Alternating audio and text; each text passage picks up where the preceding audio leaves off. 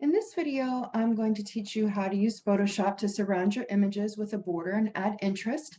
And so first and foremost, I want to draw your attention to the fact that I have taken the Photoshop file that was created originally, that has all my layers where my scale figures are, and I have saved that, and then I've done a save as and created a JPEG here, which means that there's no layers currently. And that's really important because I want to have a PSD or a Photoshop file that has all of my layers created that I can go back to and make changes if I need to. But in order to create the next part of my presentation, I really want to have the bare minimum amount of layers within my drawing so that when I apply a border to it, it still looks really good and I don't have to mess with a bunch of other components moving around. So that's what you're seeing here, a JPEG with, as you can see from the background, no layers. And so let's go ahead and unlock that and a new layer will be created. But again, there's nothing there but just my image. The next thing I want to show you is this Shutterstock collection of borders. Now, I'm going to go ahead and use this one because the rest of these don't really fit my interior very well. This one is a little bit too kind of mod and modern, and has a little bit more or a little too much radial symmetry for me. I like the crispness of this, but that it's also got a little bit of looseness to it as well. This border I like, but it's more organic and painterly, whereas my workspace rendering is not really all that organic. It's kind of got some geometric elements and a little bit more formality to it. This border I like, but it's very playful and it has a sort of a childish representation of these curly cues that doesn't really work for my interior. It might work well for something a little bit more traditional with, Rococo or Baroque elements. But for right now, this is the best fit for me. So I'm going to go ahead and hit Control C once I've done my rectangular marquee, and I'm going to bring it over and hit Control V right here. And you can see it's going to place right in as a second layer. And so I'm going to rename this layer border. And I'm going to begin by deleting some of the excess elements here by using my magic wand tool. So I'm just hitting Control X here to get rid of these elements. Okay, and I may have to zoom in just a little bit more to get the rest of them.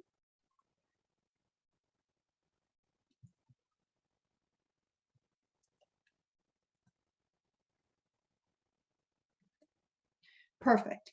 Okay, so then the next thing that I'm going to do is zoom back out, and I'm going to adjust the size of this a little bit so that it pulls in the elements that I want to show in my rendering. And so I'm just going to grab and connect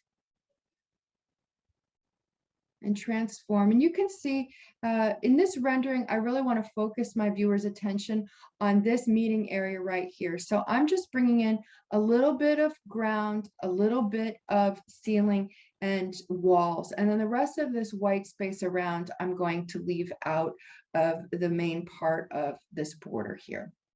So once I have what I need, I'm going to hit enter, and that's going to help me visualize where this border is going to start and end. I'm going to next create a color overlay so that it's not this real bright white. And it's going to snap to that gray from the rug that I've selected for a couple of other overlays. And that works really well for me. The next thing I'm going to do is create a second layer here from my rendering so that I can separate the part that's inside my border and the part that's outside.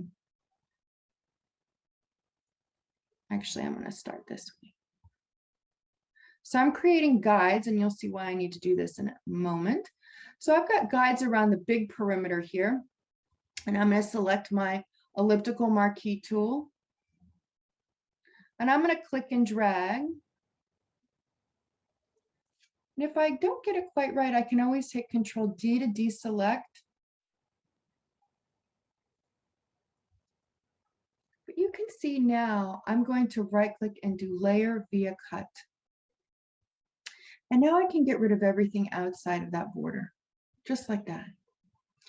Now I want to bring in a second level of focus here. So I'm going to move my guides one more time.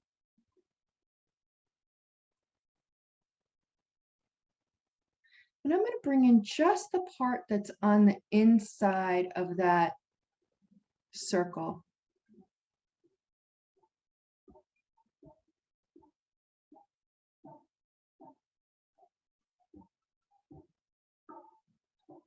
And then once again, I'm going to do layer via cut.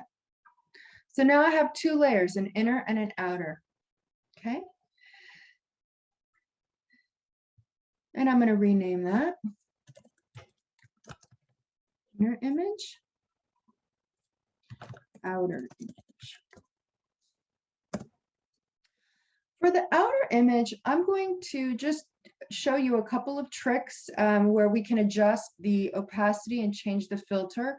So because I still want some of that visibility there, but I don't want it to be distracting, I'm going to go ahead and change the opacity to this down just a little bit to that 60%. So you can still see it, but it's still part of the rendering, but it's not going to be too distracting. So we're going to end this process for now, but just keep in mind that you can follow this same process for any kind of border that you want to incorporate with the rendering to give it a little bit more personality. And you can also do this to, material swatches if you want to present them next to a rendering for a sense of continuity within your visual presentation. But for right now, we're going to stop. I'm going to save this Photoshop version so that I still have the layers, just in case down the road I want to change the borders or change the colors or something like that. But then what I'm also going to do is save this as a JPEG so that it compresses all of the layers and allows me to then bring it into a different presentation software if I want to present it as part of a multi-page document.